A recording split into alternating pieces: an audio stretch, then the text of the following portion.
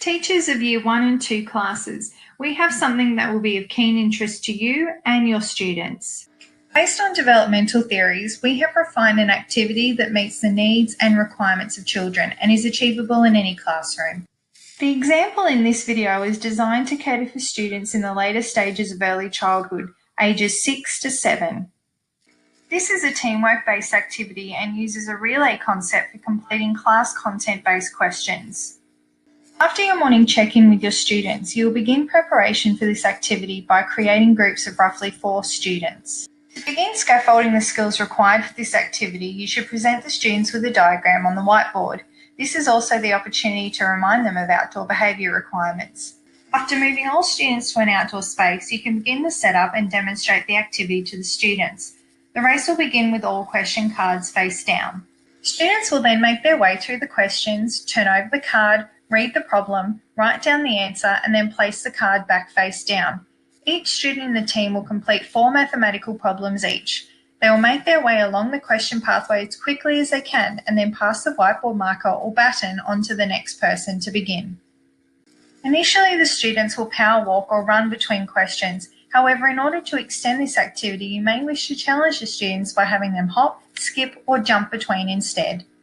The teacher will then collect all the cards and tally the correct answers for points. You may have a daily winner or even a weekly challenge.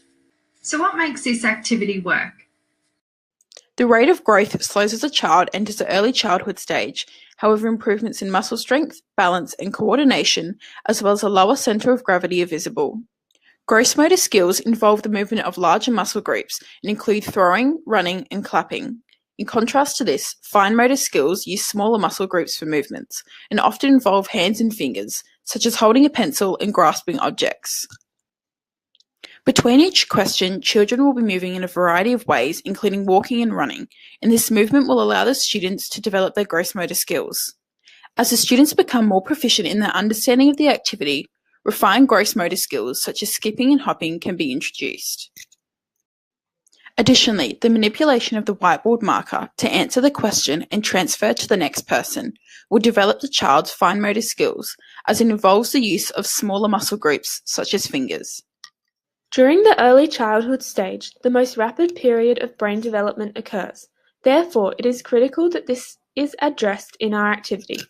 By having the students quickly answering the mathematics questions outside of the classroom without the assistance of calculators or note-taking, the students have the opportunity to improve their symbolic thought processing, a key part of behaviour theorist Jean Piaget's pre-operational stage. Moving further into the concrete operations stage, students begin to work on their retrieval of information and their ability to operate logically.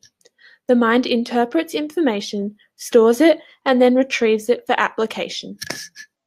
This activity allows students to focus their attention on retrieving data from their long-term memory. They can then apply the knowledge that they have already learned in class and hence work out the problem.